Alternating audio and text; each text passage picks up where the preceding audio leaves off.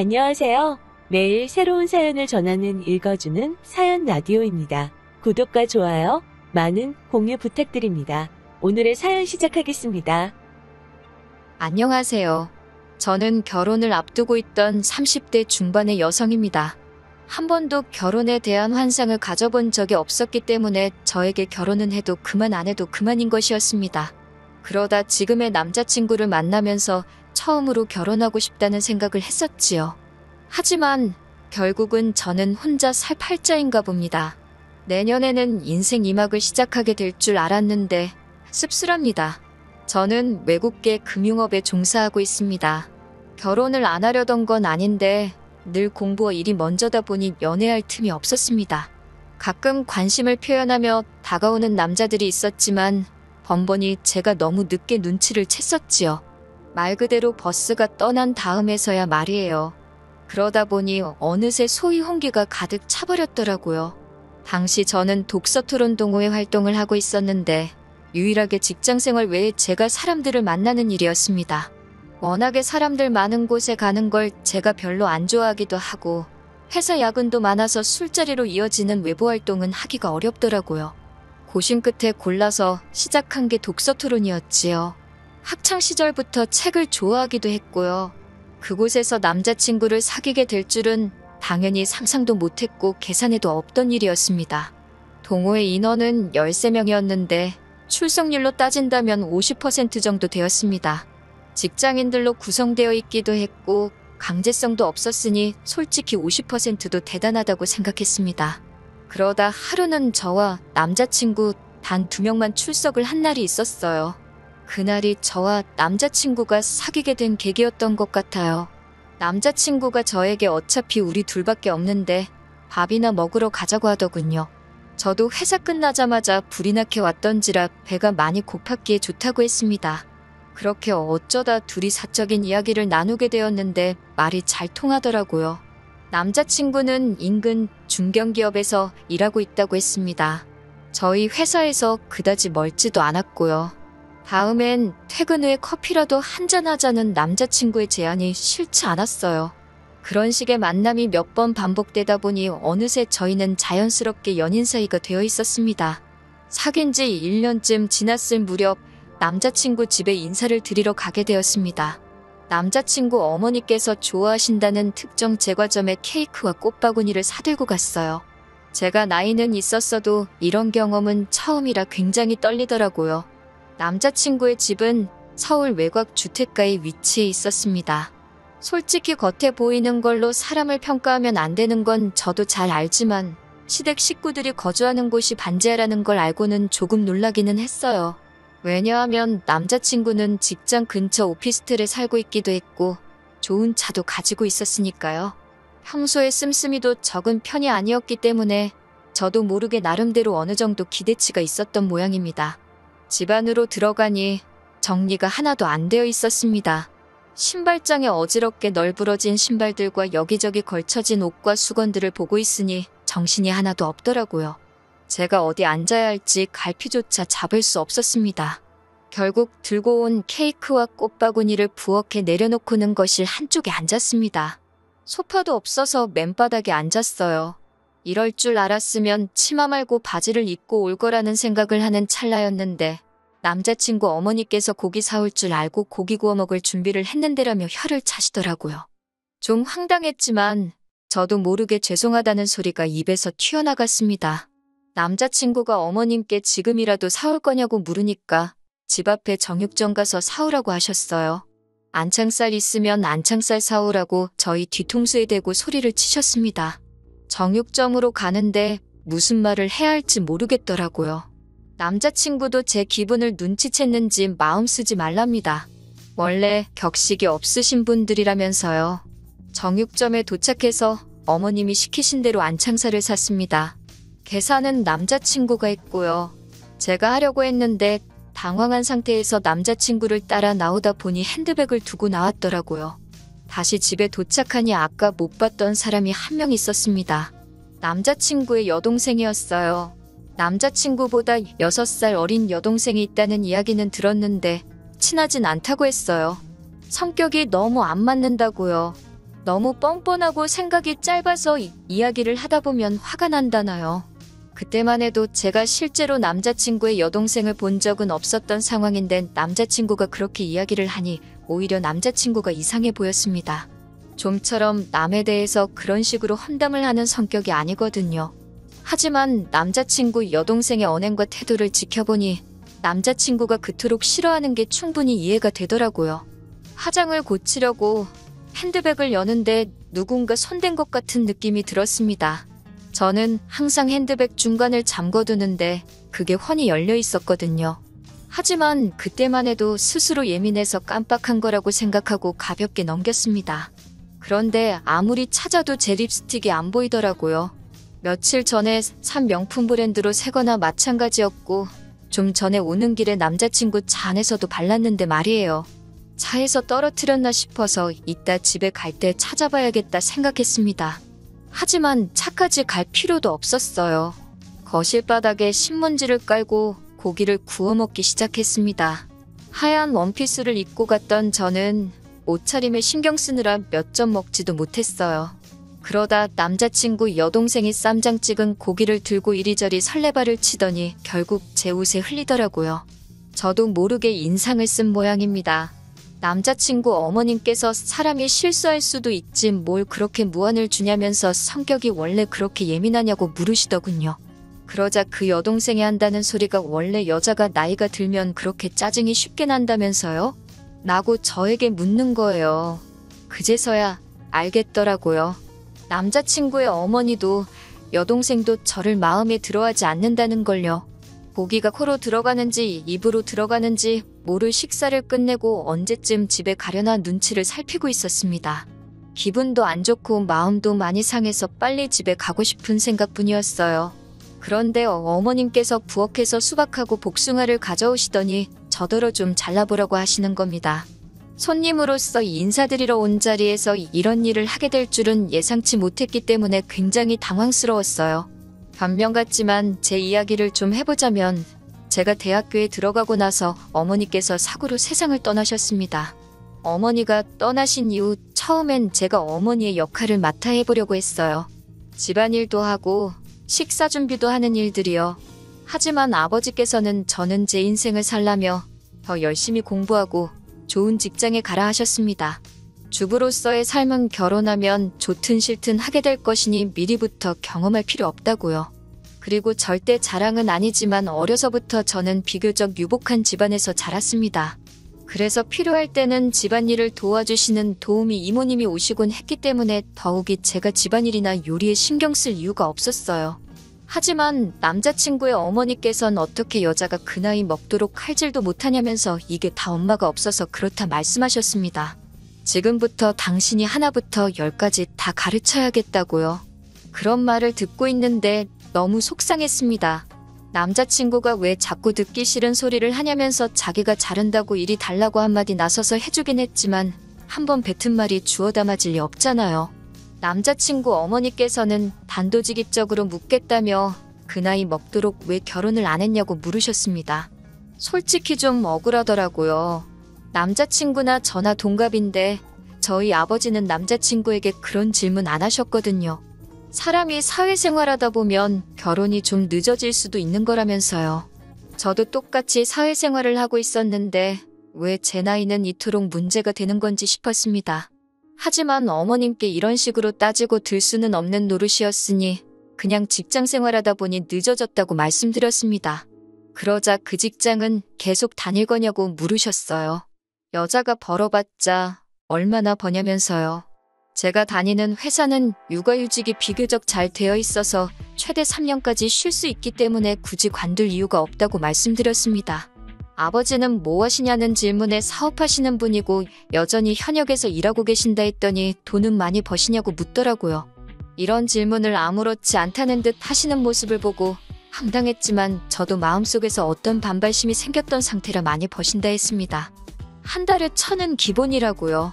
사실 저도 잘 모르는데 대충 찍어서 말했어요. 그러자 남자친구 어머니와 여동생 눈빛이 묘하게 달라지더라고요. 혼자 사는 양반이 그렇게 많이 벌어서 그 돈 다 뭐 하시냐 하시길래 그건 저도 모른다. 아버지 재산에는 전 관심 없다고 말씀드렸습니다. 그건 사실이에요. 저도 저먹고 사는데 부족하지 않을 만큼 잘 벌고 있었으니까요. 그런 대화가 오가는 와중 남자친구 여동생이 화장실을 가야겠다며 일어나더라고요. 그런데 주머니에서 뭔가 반짝하면서 떨어지더라고요. 자연스레 시선이 그리 향했는데 제 립스틱이었습니다. 순간 이게 무슨 상황인가 파악이 안 돼서 신우를 올려보는데 신우가 얼른 립스틱을 낚아채더니 이거 방바닥에서 주웠다며 혹시 제 거냐고 물어요. 맞는 것 같다니까 잘 좀 챙기라면서 신경질을 부리며 저한테 던지듯 주고 가더라고요. 심증은 가는데 확증이 없으니 화를 낼 수도 없고 그렇다고 고맙지도 않고 한마디로 어이가 없었지요. 남자친구도 이게 무슨 상황인가 파악하려는 눈치였어요. 집으로 돌아오는데 아무리 곱씹어봐도 하루 종일 정말 기분 나쁜 일들만 가득한 하루였습니다. 남자친구가 제 눈치를 살피면서 괜찮냐고 묻는데 도저히 괜찮다는 대답이 안 나가더라고요. 제가 왜 하루 종일 그런 대접을 받아야 했는지도 이해가 안 되었고 남자친구 여동생이 제 핸드백에 손을 댔다는 사실이 너무나 불쾌했어요. 이틀 동안 남자친구로부터 걸려오는 전화에 단답형으로만 대답하면서 진지하게 생각해봤습니다. 이 결혼을 하는 게 정말 맞는 건가 싶었거든요. 그리고 결국 남자친구에게 결혼 이야기는 없었던 걸로 하자고 했습니다. 연애는 원한다면 계속해도 좋지만 결혼은 안 하고 싶다고요. 남자친구는 말도 안 되는 소리라며 자기 어머니랑 여동생 때문이냐며 자기가 어떻게든 설득할 테니 제발 다시 한 번만 생각해 달랍니다. 그리고선 며칠 뒤 남자친구의 어머니께서 연락을 해오셨습니다. 저희 결혼 문제로 이야기를 좀 나눴으면 좋겠다고요. 어머님이 정해주신 장소로 나가니 아니나 다를까 남자친구 여동생도 나와 있었습니다. 아들에게 들으셨다면서 일단 당신이 그런 의도가 아니었는지만 제 마음이 상했다면 미안하다 하시더군요. 앞으로 한 가족이 되면 모녀 사이처럼 지냈으면 좋겠다는 생각에 말이 너무 쉽게 나간 것 같다고도 하셨습니다. 솔직히 그 말이 와닿지는 않았지만 그래도 나이 드신 분이 이렇게 와서 사과를 하시기까지 쉽지 않으셨을 걸 생각하고 괜찮다고 말씀드렸습니다. 남자친구 여동생도 앞으로 친자매처럼 잘 지내고 싶다며 언니 하는데 또 그런 모습을 보니 밉지만은 않더라고요. 그렇게 일단은 상황이 일단락되었고 남자친구와 결혼 이야기도 다시 진행되기 시작했습니다. 하지만 이 평화는 오래가지 못했습니다. 그건 바로 남자친구 어머님과 여동생의 시커먼 속내 때문이었어요. 결혼에 관한 세부사항도 조율할 겸 양가 어른들을 모시고 상견례 자리를 갖게 되었습니다. 아버지는 젊은 사람들끼리 알아서 하라 하셨지만 그래도 식사라도 한 끼 같이 하면 좋을 것 같아서 제가 자리를 만들었어요. 그렇게 모두가 한정식 집에 모였습니다. 남자친구 어머님께서는 저희 아버지를 보고는 인물도 좋으시다며 살갑게 대해주셨습니다. 입에 발린 칭찬이긴 해도 칭찬 싫어하는 사람이 어디 있나요?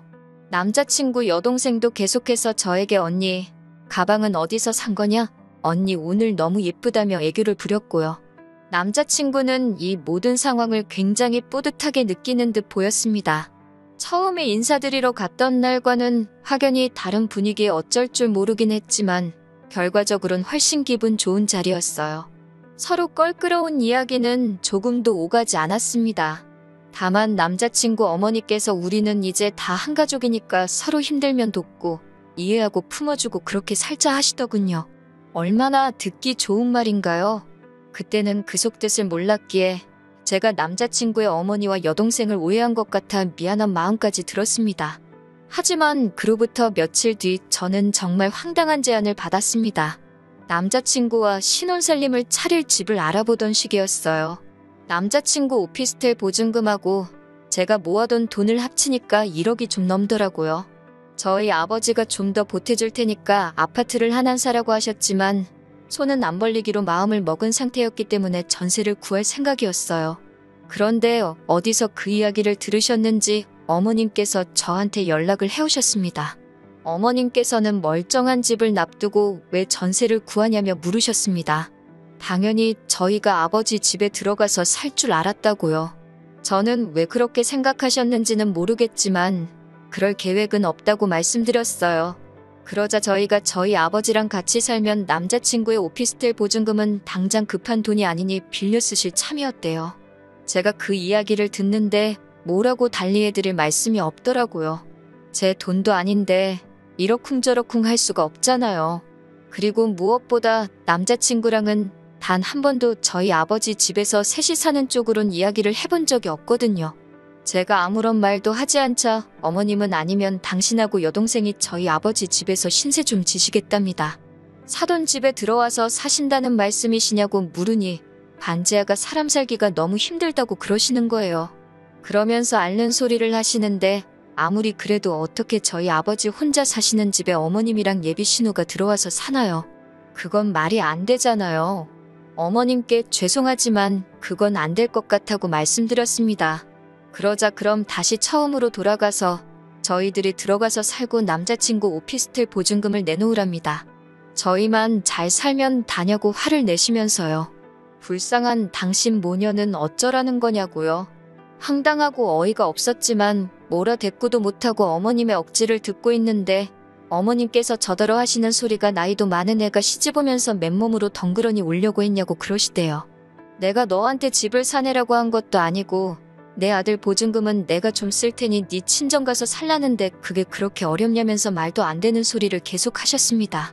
자꾸 나이 가지고 뭐라고 하시는데 누가 보면 제가 연하랑 결혼하는 줄 알겠어요. 나이가 많은 건 남자친구도 마찬가지였고 오히려 버리는 제가 더 좋은데 자꾸 나이로 저를 후려치시니 저도 굉장히 불쾌해지더라고요. 저는 결국 안 되겠다 싶어서 일단 남자친구에게 전화를 걸었습니다. 다행히 남자친구가 외근 중이라서 금방 왔습니다. 어머님은 남자친구를 보더니 오피스텔 보증금을 주고 저랑 결혼하던지 아니면 사돈한테 말해서 자기가 들어가서 살 수 있게 하던지 하랍니다. 말도 안 되는 두 조건을 주고는 양자택일을 시키니 남자친구도 얼빠진 표정으로 자기 엄마를 쳐다보더라고요. 그러더니 무슨 소리를 하시는 거냐고, 그게 가당키나 한 소리냐고 소리를 지르니까 어머님도 지지 않고 그럼 너는 내가 반지하 방에서 썩어 문드러질 때까지 살았으면 좋겠냐고 따지시더군요. 남자친구가 저에게 잠깐 밖에서 이야기를 하자면 나가자 했습니다. 전 이 상황이 납득도 안 되고 정말 꿈꾸는 것 같았습니다. 남자친구는 한숨을 내쉬더니 자기 어머니가 원래 저렇게 낯두껍고 염치 없는 소리를 잘한다며 자기도 죽을 맛이랍니다. 자기도 연락 잘 안 하고 살다가 결혼 이야기가 나오면서 다시 어떻게 좀 잘 지내보려고 연락을 한 건데 이 사단이 났다며 한숨을 푹푹 쉬더라고요. 그 모습을 보고 있으니 마음이 안 좋긴 했지만 제가 달리해줄 수 있는 말이 없었습니다. 그런데 그때 남자친구가 절 쳐다보더니 그냥 오피스텔 보증금은 어머니하고 여동생한테 줘버리면 안 되겠냐고 묻더군요. 그리고 아버지 집에 들어가서 살자고 그래요. 아버지가 50평대 아파트에서 저랑 둘이 사셨기 때문에 사실 저희 둘이 들어가서 살아도 부대낄 상황은 아니었고 아버지도 100% 들어와서 살라고 해주실 분이셨지만 전 그러고 싶지 않았습니다. 결혼하면 독립적으로 사는 게 당연하잖아요. 제가 그건 절대 안 될 소리라고 하니까 그럼 자기더러 어쩌라는 거냐고 소리를 치더군요.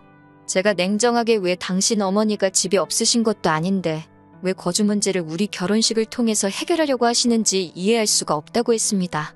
그러자 남자친구가 상견례 자리에서 분명히 앞으로 한 가족이니 힘든 순간에 서로 도우며 살자고 하지 않았냐고 따져 묻더라고요.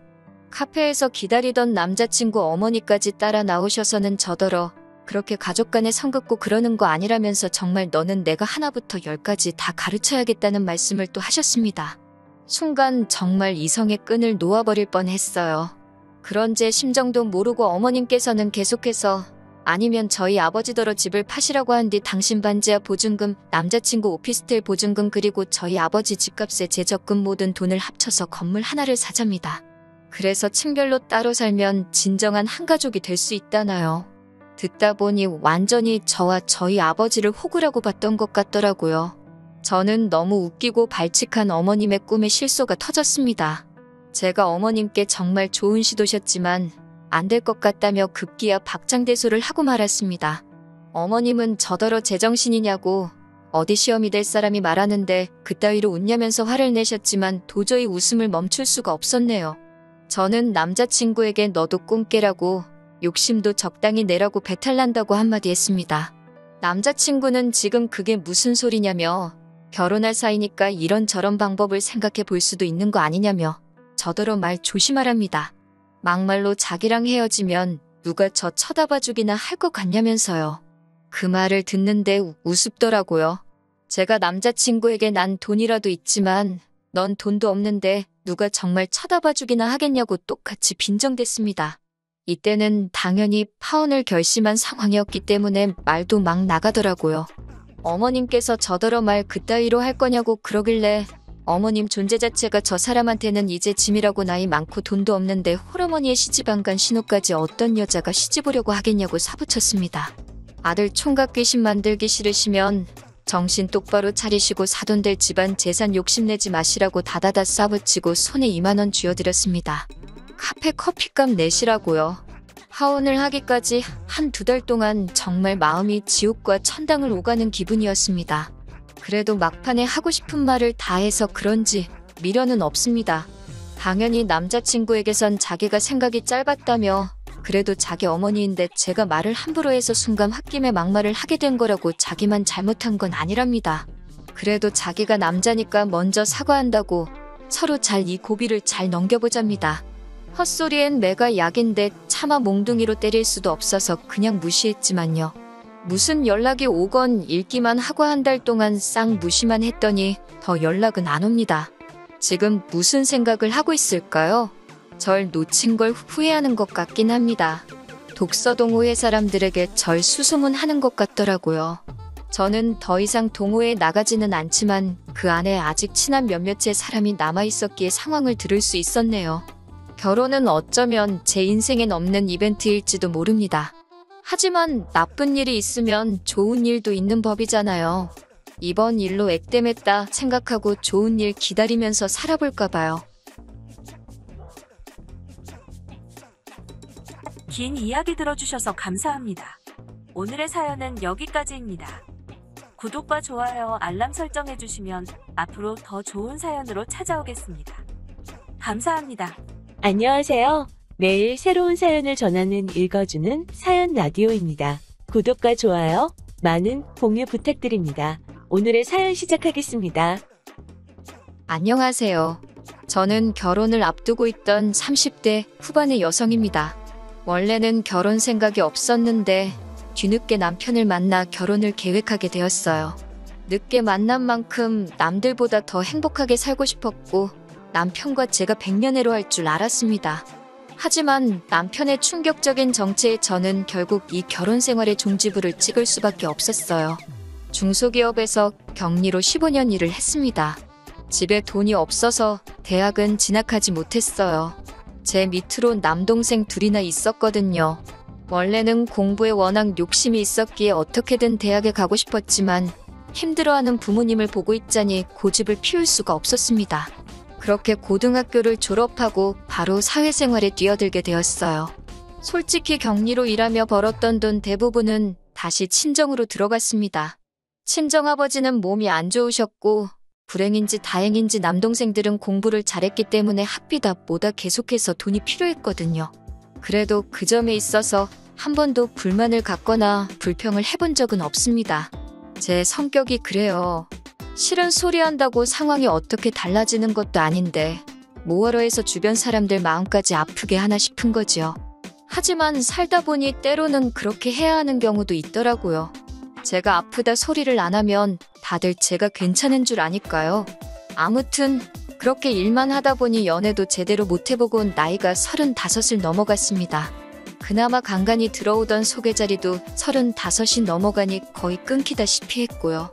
그런 와중에도 사람들은 저한테 왜 결혼 안 하냐, 시집 안 가냐 물어봤자 답도 없는 질문을 해대니 너무 스트레스를 받았습니다. 결국 공황장애 진단을 받고 회사를 그만뒀습니다. 그때 처음으로 제 자신을 위해 시간을 쓰게 되었어요. 다행히 동생 둘 다 누나에 대한 고마움을 아는 녀석들이라서 자기들이 도와줄 테니 당분간 아무런 걱정하지 말고 누나만의 시간을 가지라 하더군요. 친정 부모님도 그동안 제가 애 많이 썼다 해주셨고요. 알아달라고 했던 일은 아니지만 그래도 가족들이 제 희생을 알아주고 인정해주니 큰 위로가 되었습니다. 그렇게 저는 회사를 관두고 공부를 시작했습니다. 현실적으로 대학교를 가기는 어려웠기에 공무원 시험을 준비했어요. 그리고 다행히 1년의 수험 생활 끝에 합격을 하게 되었습니다. 다른 사람들은 공무원 합격을 했을 때 어떤 감정을 느끼는지 모르겠지만 전 드디어 혼자 살아도 괜찮다. 이제 걱정이 없다 뭐 그런 생각을 했습니다. 이 시기에는 이미 결혼에 대한 미련이 없었거든요. 그렇게 공무원 시험에 합격하고 얼마 지나지 않아 지인을 통해 지금의 남편을 소개받았습니다. 저보다 2살 어린 남편은 저처럼 오랜 시간 동안 일만 하느라 연애도 못해보고 장가도 가지 못했다면서 저에게 적극적으로 다가왔습니다. 호감 가는 외모의 유머러스한 성격, 그리고 믿음직한 말투까지 저 역시 금방 남편에게 마음의 문을 열었습니다. 남편과 저는 그해 1월에 알게 되었지만 금방 연인 사이로 발전하였고 그해 9월에 식을 올리자고 약속까지 하게 되었습니다. 남편에 대해서 조금 더 이야기를 해보자면 일단 직장의 경우 중소기업에서 과장으로 근무하고 있다고 했습니다. 대표가 자기 아버지인데 아버지가 사업을 물려받으려면 말단 사원부터 시작해서 하나씩 배워 올라와야 한다고 하셨답니다. 그래서 미국에서 대학원을 나온 뒤 한국으로 들어와 오로지 회사 생활에만 매달렸다고 하더라고요. 그 말을 듣곤 대단한 집념을 가진 사람이구나 싶으면서도 저보다 더 좋은 혼사 자리가 있었을 텐데 왜 만나지 않았나 싶었습니다. 제 말을 들은 남편은 자기는 그런 정략적인 결혼은 싫더랍니다. 자기의 조건과 상관없이 자기를 사랑해줄 여자를 찾았다면서 그게 바로 저라는 거예요. 제 기분 좋으라고 한 말인가 싶기도 했지만 계속 뭔가 꿍꿍이가 있다고 의심하는 것도 웃기잖아요. 어리석고 순진하게도 그 말을 믿었습니다. 하지만 만나면 만날수록 남편의 말에는 묘하게 맞지 않는 부분들이 있었습니다. 저 역시 직장 생활을 오래 했기 때문에 사내 문화라던가 업무 처리 방식 등에 대해서는 익숙한 편이잖아요. 그런데 남편은 주인과 대리 중 무엇이 먼저인지도 헷갈려하길 여러 차례였어요. 직장인으로서 호칭, 직함은 기본 중에 기본인데 말이지요. 자기 말로는 과장 자리에 너무 오랫동안 있어서 그렇다고 하는데 말단부터 시작했다는 사람이 과장 자리에 오래 있었다는 것도 뭔가 납득이 안 되었고요. 회사 내 용어에 대해서도 모르는 것 투성이었어요. 처음에는 단순히 실수였겠지라고 생각했지만 그런 일이 짧은 기간 동안 몇 번이고 반복되니 저로서는 정말 직장 생활을 하는 게 맞나 싶었고 결국 남편에게 당신이 일하는 회사에 가보고 싶다고 물어보게 되었습니다. 남편은 갑작스러운 제 제안에 좀 놀란 눈치였지만 그러자고 하더군요. 간 김에 자기 아버지한테 인사도 드리자면서요. 며칠 뒤 남편 회사에 찾아갔습니다. 도착하면 전화하라더니 전화를 아무리 해도 받지를 않더라고요. 결국 직원으로 보이는 사람에게 남편 이름을 말하며 여기서 일한다고 들었는데 오늘 안 나왔냐고 물었어요. 그러자 여기서 일하는 건 맞지만 출근 여부는 말해줄 수 없다며 직접 연락해보라고 하더라고요. 연락은 닿지 않지. 아무도 말은 안 해주지. 속상했지만 말해줄 수 없다는 직원의 말도 일리가 있었기 때문에 집으로 돌아가 남편으로부터 연락이 올 때까지 기다렸습니다. 그리고 늦은 밤이 되어서야 연락이 왔어요. 교통사고가 나는 바람에 병원에 있었다고 하더라고요. 너무 놀란 제가 당장이라도 찾아가겠다고 했지만 걱정시키고 싶지 않다면서 며칠 뒤에 만나자고 하더라고요. 아픈 사람한테 제 고집을 밀어붙일 수는 없는 노릇이었으니 기다릴 수밖에 없었습니다. 그리고 적어도 남편이 그 회사에서 근무를 한다는 사실은 확인이 되었으니 그것만으로도 다행이다 싶었지요. 조금씩 남편에 대한 믿음이 다시 회복되어 가고 있었습니다. 둘이 9월에 결혼하자고 약속은 한 상태였기에 6월에 양가어른을 모시고 상견례를 진행했어요. 원래는 좀 더 일찍 하려고 했었는데 시부모님께서 여행을 다녀오신다고 하여 좀 늦어지게 되었지요. 여행 중 제가 생각나서 샀다며 시어머니께서 귀걸이 한 쌍을 주셨습니다. 그 정도로 다정한 분이셨어요. 시아버지 또한 저에게 혼수며 예단이며 바라는 것은 없으니 몸만 오면 된다고 말씀해 주셨고요. 저희 부모님은 딸이 결혼도 못하고 평생 혼자 살까봐 걱정이 크셨는데 뒤늦게나마 좋은 집에 시집가게 되었다고 무척 기뻐하셨습니다. 저 또한 기다린 자에게 복이 있다더니 내 인생이 그런 건가 싶었고요. 상견례까지 무사히 마치고 나니 정말 제가 결혼한다는 사실이 현실로 느껴졌습니다. 백마탄 왕자를 기다리며 세월을 보낸 것은 아니었지만 저에겐 남편이 말 그대로 백마탄 왕자나 다름없었지요. 저희는 7월에 가까운 가족들을 모시고 약혼을 하기로 했고 9월에 정식으로 식을 올리기로 했습니다. 부끄러운 말이지만 늦은 나이에도 불구하고 남편은 아이를 무척 갖고 싶어 했어요. 저는 제 나이 때문에 마음을 접은 상태였고요. 하지만 계속해서 남편이 조금이라도 희망이 있을 때 같이 노력해주면 안 되겠냐고 물어왔고 차마 외면할 수가 없었습니다. 저도 애시당초 아이가 싫어서라기보다는 제 나이 때문에 조심스러웠던 거니까요. 그러다 상견례까지 마치고 청첩장까지 찍어낸 이후로는 남편의 말에 따르기로 결정을 내렸습니다. 결혼을 계획 중이었으니 허락하지 않을 이유가 없다고 생각했어요. 그만큼 저는 우리 둘의 미래에 대해 확신이 있었습니다. 그리고 바로 저희 약혼식 날, 결혼식을 2달 정도 앞두었던 시점, 저는 남편에게 제 모든 것을 주었습니다. 지금 돌이켜보면 너무나 어리석은 선택이었기에 후회스러울 뿐이에요. 저희 가족과 시부모님, 그리고 각자의 가장 친한 친구까지 총 10명 정도의 사람이 모여 심플하게 약혼식을 치렀습니다. 남동생 둘은 요즘 세상에 약혼식까지 하는 집이 어디 있냐며 특이하다고 했어요. 저도 처음 약혼식 이야기가 나왔을 때 과하다는 생각을 잠시 하긴 했었기 때문에 동생들 의견에 어느 정도 동의를 했지요. 하지만 예비 시부모님께서 약혼식을 한다는 건 그만큼 이 결혼에 서로 진지한 마음이라는 걸 보여주는 절차라며 절대 생략할 수 없다 하셨거든요. 그리고 곧이어 신혼집도 사줄 거라며 대신 하루빨리 혼인신고를 했으면 좋겠다고 하셨습니다. 지금 생각해보면 예비 시부모님이 그렇게 서두는 데는 다 이유가 있었을 것이니 의심을 해볼 법도 했었는데 그때는 뭐에 콩깍지가 씌었는지 그저 저희 둘의 행복을 바라셔서 적극적으로 도와주시는 거라고만 믿었습니다. 혼인신고만 하면 집도 저희 둘 공동명의로 사줄 거라며 재촉을 하셨고 그렇게 저희는 결혼식을 1달 정도 앞두고 혼인신고까지 하게 되었어요. 약속대로 예비 시부모님께서는 서울에 있는 아파트를 마련해 주셨습니다. 하지만 공동명의로 해주시겠다던 집은 전세였고 말씀하시기를 요즘 회사 사정 때문에 자금이 묶여서 그렇다며 조금만 참으라고 하시더군요. 갑자기 달라진 말씀에 저도 사람인지라 조금 실망스럽기는 했지만 가족이니 그 정도는 이해해야 한다고 생각했어요. 언젠가 남편이 회사를 물려받으면 이 정도의 일은 얼마든지 또 있을 수 있는 거라는 생각도 들었으니까요. 그리고 얼마 지나지 않아 남편이 집에 아이를 1명 데리고 왔습니다. 사촌 누나의 아들인데 사촌 누나가 요즘 경제적으로 힘들어서 그렇다며 우리가 1~2달만 데리고 있자고 하더라고요.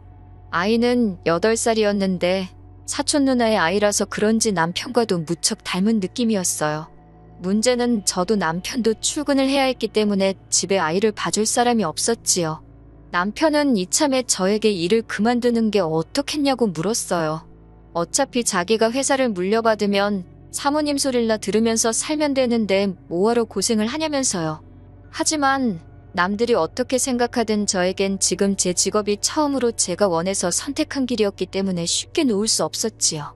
그래서 그때 처음으로 남편과 시부모님의 말에 싫다고 했습니다. 시아버지는 저에게 실망이라고 하셨고 시어머니도 마음에 들어하지 않으시는 눈치였지만요.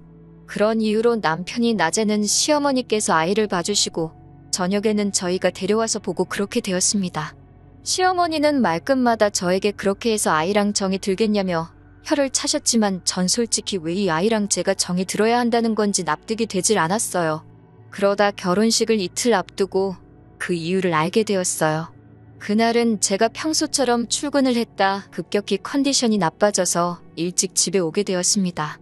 옆자리에 있던 다른 직원이 저에게 혹시 임신한 거 아니냐며 일단 집에 가서 쉬라고 그러더라고요. 저도 그 무렵 제 몸 상태가 의심가는 바가 있었기에 설마 싶어서 불이 나게 집에 오게 되었고요. 집에 다 와갈 때쯤엔 정신이 하나도 없어서 약국에 들리는 것도 깜빡하는 바람에 테스트기를 못 사왔습니다.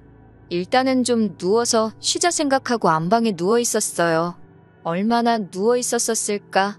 현관문 열리는 소리가 나더라고요. 그리고는 곧 남편과 사촌 신우의 애 목소리가 들렸습니다. 그런데 애가 남편에게 아빠라고 부르는 거예요.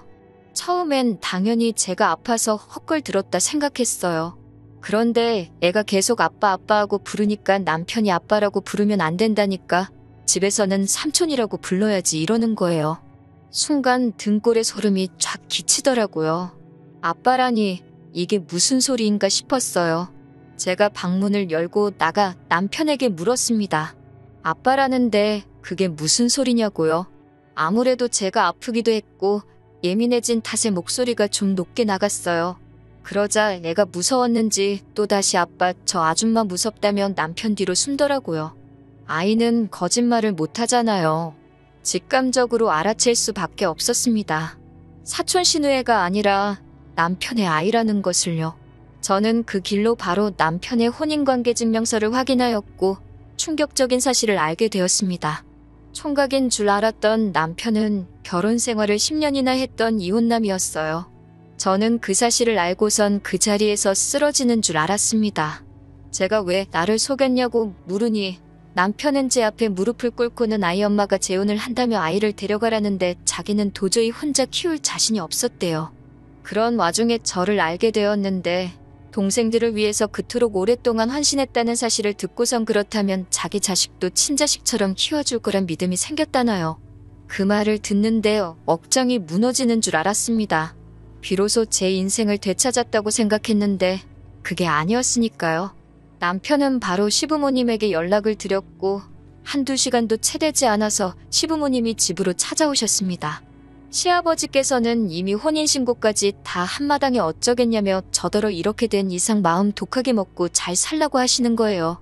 아버님께 어떻게 그런 말씀을 하실 수 있으시냐 물으니 내일 모레가 결혼식인데 그럼 얻기라도 할 거냐고 네 나이에 그런 옷 좀 만들어서 좋을 게 있겠냐고 오히려 저를 협박하시더군요.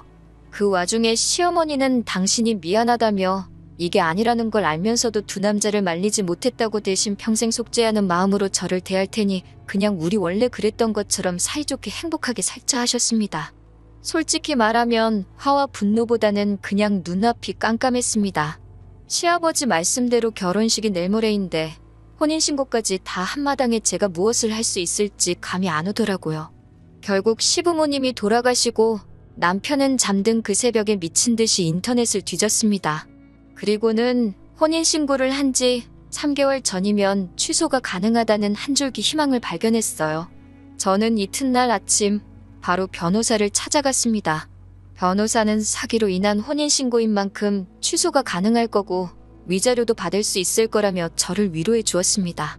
남편 쪽 변호사는 남편이 저를 너무 사랑해서 사실을 밝히지 못했을 뿐 속이려는 의도는 없었다며 혼인 취소는 불가능하다고 주장했습니다. 하지만 결국 재판부에서 제가 입은 경제적, 정신적 피해와 고통을 인정하여 저에게 위자료 2천만 원을 지불하라는 판결을 내려주셨어요. 그렇게 저는 지옥의 문턱에서 다행히 빠져나올 수 있었습니다. 남편은 그 이후로도 저에게 그래도 저를 사랑했던 마음만큼은 진심이었다며 잘 생각해보고 다시 돌아와달라고 했습니다. 하지만 저도 남편을 진심으로 사랑했었기에 더욱 더 돌아갈 수 없었습니다. 더 이상 그 무엇도 믿을 수 없었으니까요. 이 모든 사실들을 알게 된 제 두 남동생은 붕괴했고 동시에 자기들 때문에 제가 인생에서 너무 많은 것을 놓치고 희생하며 산 것에 대해 미안하다고 눈물을 보였습니다. 친정부모님도 한숨만 내쉬면서 능력 없는 당신들 탓이라고 미안하다 하셨고요. 그런 가족들의 모습을 보는 건 남편과 헤어지는 것보다 훨씬 더 가슴 아프고 속상한 일이었습니다. 벌써 1년도 더 된 이야기라서 지금은 마음이 많이 편해진 상태입니다. 죽을 만큼 매달리던 남편도 소문에 의하니 어떤 여자를 만나 결국 재혼에 성공한 것 같더군요. 그 여자는 남편의 과거를 알고 있는지 모르겠지만 이제 제가 나설 자리도 아니고 조금도 엮이고 싶지도 않네요. 저는 남편에게 받은 위자료로 대학에 가려고 합니다. 부족한 학비는 동생들이 도와주겠다며 누나가 해보고 싶은 거 더 늦기 전에 실컷 해보라고 응원해주더라고요. 제 인생에 어쩌면 남편이나 결혼 같은 건 없을지도 모릅니다. 하지만 늦게나마 이렇게 제가 가고 싶던 그 길을 갈 수 있음에 감사한 마음입니다. 욕심내지 않고 작은 것들에 감사하며 살다 보면 또 좋은 날이 오지 않을까요? 긴 이야기 들어주셔서 감사합니다. 오늘의 사연은 여기까지입니다. 구독과 좋아요, 알람 설정해주시면 앞으로 더 좋은 사연으로 찾아오겠습니다. 감사합니다. 안녕하세요. 매일 새로운 사연을 전하는 읽어주는 사연 라디오입니다. 구독과 좋아요, 많은 공유 부탁드립니다. 오늘의 사연 시작하겠습니다.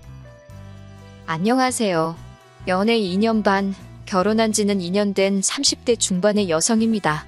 어차피 이혼하기로 마음은 먹었지만 그래도 왠지 제 얼굴에 침 뱉기인 것 같아 가족이나 가까운 사람들한테 말 못하겠고 그래도 위로는 받고 싶어서 이렇게 사연을 쓰게 되었어요. 저는 대학 동창으로부터 남편을 소개받았습니다. 사실 제가 소개팅을 원했던 건 아니고 그쪽에서 우연히 제 사진을 보고 제 동창에게 다리를 놔달라고 했다고 들었습니다.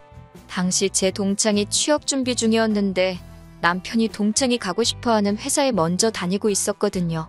정보 하나라도 더 얻어내고 싶었던 건지 저한테 자기 얼굴을 봐서라도 한 번만 나가달라고 밥만 먹고 집에 와도 된다고 하도 애걸복걸을 해서 남편을 만나게 되었네요. 상황이 그렇다 보니 큰 기대도 없었고 정말 밥이나 먹고 오자라는 심정이었어요. 그런데 예상외로 남편과 코드가 잘 맞더라고요. 대화를 나눠보니 논리적이고 이성적인 사람 같았고 또 제가 영화랑 음악을 좋아하는데 남편도 저와 비슷한 취향을 가지고 있었고요.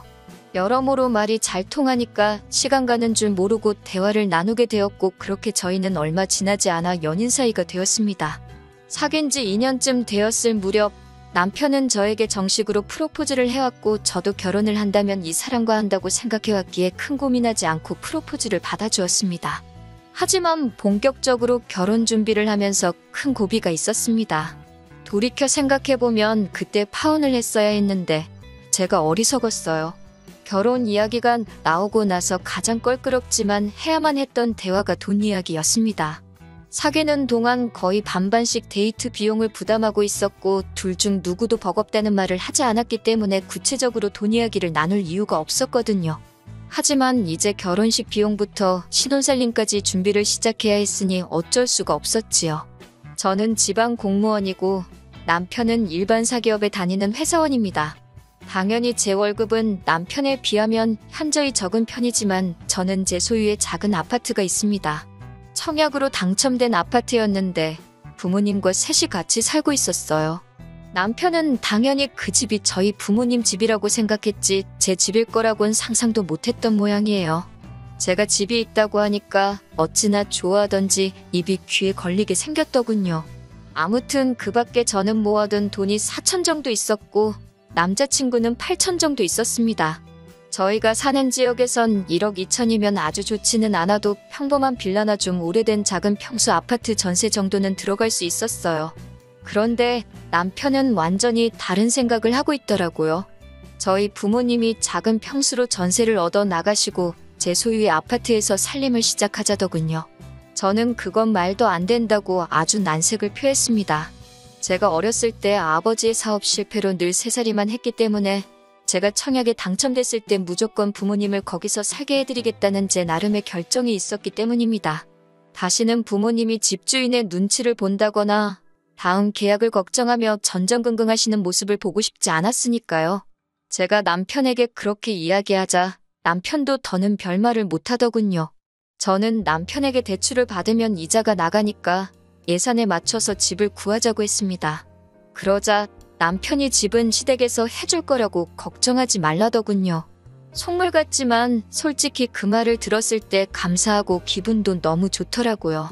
하지만 남편은 뒤이어 어처구니 없는 소리를 늘어놓았습니다. 자기 부모님이 사시는 집 전세보증금을 빼서 우리 신혼집에 보태자더군요. 그러면 시부모님은 어디 가서 사시냐니까 같이 살아야지 그럽니다. 합가를 하자는 거냐고 물으니 자기 부모님은 한 집에 있어도 존재감이 하나도 느껴지지 않으신다는 둥 각자 알아서 자기 인생을 사시는 분들이라는 둥말도 안 되는 소리를 하더라고요. 제가 남편에게 훗날 시부모님이 정말 몸이 어디가 안 좋아지셔서 거동을 못 하시게 된다거나 그러면 같이 살 수도 있지만 지금 그런 게 아닌데 굳이 왜 두 집 살림을 합쳐야 하냐고 물었습니다. 그러자 남편은 자기가 맏아들인 거 모르고 사귀었냐면서 시부모님 모시고 살 생각이 없었으면 왜 진작에 말하지 않았냐고 묻더라고요. 요즘 같은 세상에 신혼부터 누가 시부모님이랑 살지도 모른다는 생각을 하냐고 제가 다시 따지고 이런 다툼이 정말 2주 정도 계속되었습니다. 결국 남편이 먼저 백기를 들었습니다. 그럼 합가는 하지 말자며 대신 나중에라도 자기 부모님한테 무슨 일이 생기면 꼭 돌봐드려야 한다는 약속을 해달라길래 그러겠다 했습니다. 그건 자식된 도리로서 당연하다고 생각했으니까요. 반대로 저희 친정부모님한테 무슨 일이라도 생기면 저 역시 남편의 도움이 필요할 테고요. 하지만 산 넘어 산이라더니 이번에는 남편이 따로 사는 대신 매달 시부모님을 경제적으로 도와드리자 했습니다. 제가 얼마를 생각하냐고 물으니 한 달에 30에서 50만 원 정도면 적당할 것 같다고요. 그동안에도 안 드리다가 갑자기 결혼하면서 드리고 싶어하는 이유가 뭐냐고 물었습니다. 그러니 장남의 도리라나요? 그런 논리라면 저도 작년이니까 친정부모님께 똑같은 액수로 챙겨드리겠다고 했습니다. 그러자 남편은 아들하고 딸하고 같냐더군요.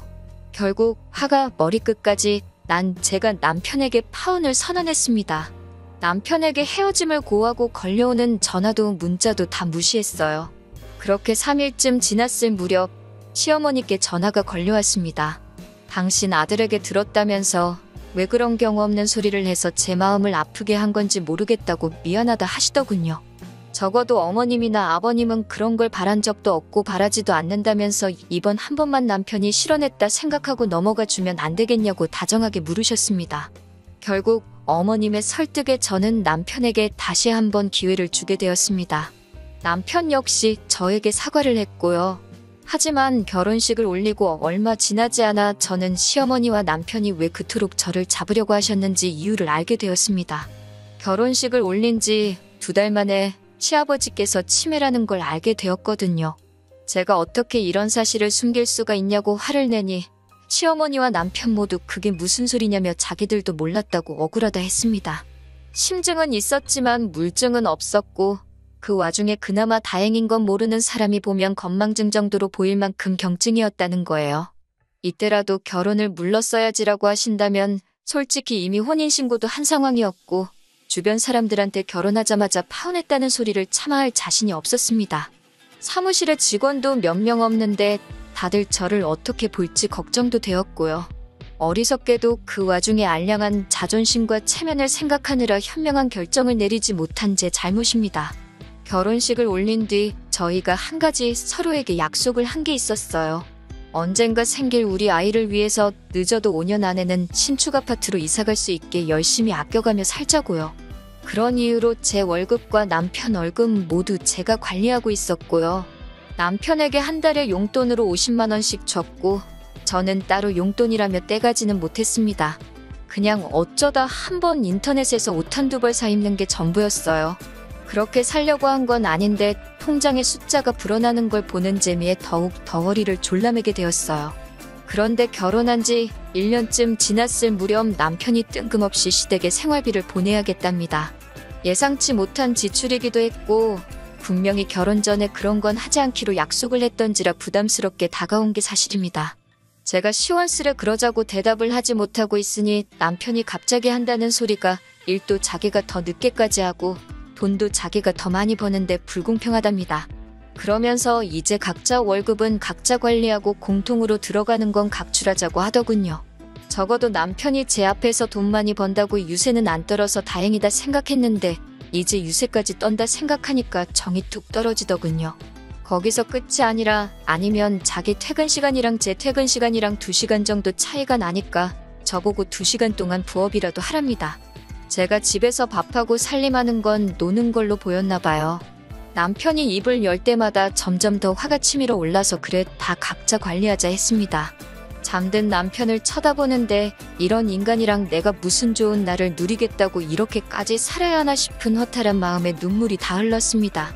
그러면서 부부 사이가 이렇게 계산적으로 찢어졌고 남편이 남편 노릇을 하기 싫다는데 제가 왜 아내 노릇을 해야 하나 싶더라고요. 그래서 바로 다음 날 아침부터 살림에서 손을 뗐습니다. 출근 전 간단하게 아침 식사를 차려 먹고 있으니 남편이 자기 건 어딨냐고 찾더라고요. 배고프면 차려 먹으라고 하니까 저더러 어이없다면서 이게 무슨 짓이냐고 큰 소리를 내더라고요. 생활비도 반반 내는데 집안일도 반반 하자니까 자기가 한 말이 있어서 그런지 제대로 반박도 못하고 시근덕거리면서 출근을 하더군요. 점심 무렵 빨래를 하려고 세탁실에 가니 남편의 셔츠며 양말이며 속옷이 제 빨래하고 섞여 있는데 그것마저도 꼴보기가 싫어서 다 골라내어 구석에 처박아 버렸습니다. 청소도 제가 주로 머무는 공간만 위주로 하고 말았고요. 그렇게 며칠이 지속되니 남편이 집안꼴이 이게 뭐냐며 생난리를 쳤습니다. 예전에는 남편이 이런 식으로 시비를 걸어오면 저도 받아치기도 하고 결국 서로 화해도 하게 되고 그랬는데 이젠 그런 과정도 너무 피곤하고 짜증나서 아예 무시를 해버렸어요. 그러자 남편이 슬슬 제 눈치를 살피더라고요.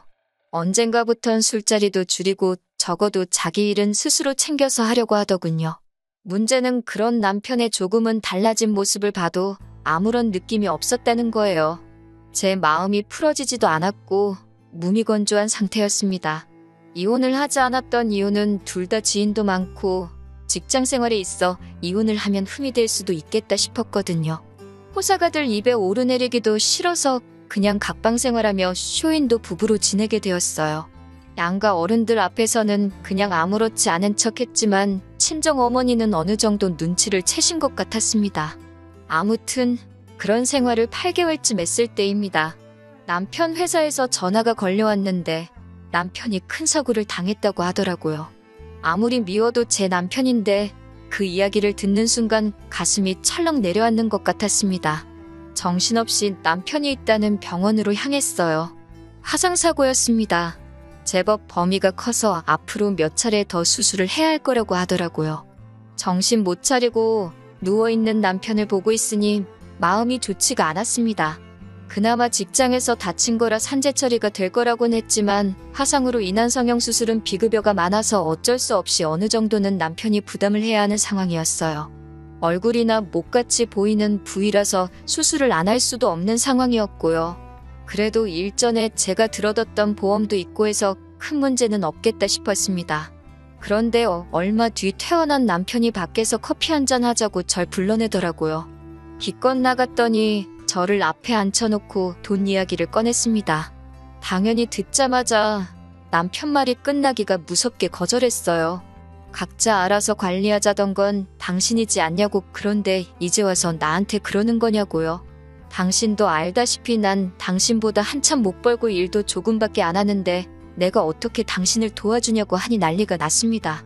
저더러 피도 눈물도 없다는 둥, 아무리 그래도 배우자가 아픈데 그렇게 매정할 수가 있냐는 둥, 어떻게든 제가 죄책감을 느끼게 하려는 사람 같았습니다.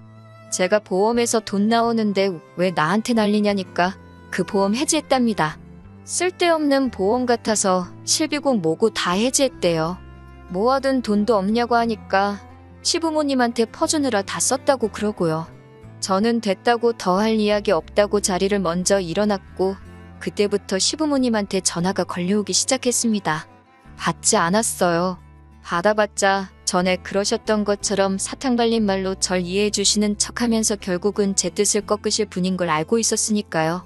한 집에서 오며 가면 남편의 얼굴을 어쩔 수 없이 봐야만 했는데 화상 범위가 넓긴 해서 성형을 안 할 수는 없겠다 싶었습니다. 남편이 불쌍하긴 했지만 그게 어떤 느낌이었냐면 TV 같은 데서 어려운 사람들 나오잖아요. 보고 있으면 안 됐다 싶은 사람들이요. 딱 그 정도의 감정이었습니다. 하루하루 지날수록 남편에게 제가 조금도 마음이 남아있지 않다는 걸 알겠더군요. 하지만 아픈 사람을 버리자니 그건 또 제 양심에 걸려서 이러지도 저러지도 못하고 있었습니다. 그런 와중에 제가 결정을 내릴 수 있도록 도움을 주신 분이 있었으니 그건 바로 시어머니셨어요. 아무리 연락을 해도 전화를 받지 않으니 결국 저희 집으로 찾아오셨더군요. 남편 얼굴을 보고는 대성통곡을 하시더니 이게 다 저 때문이랍니다.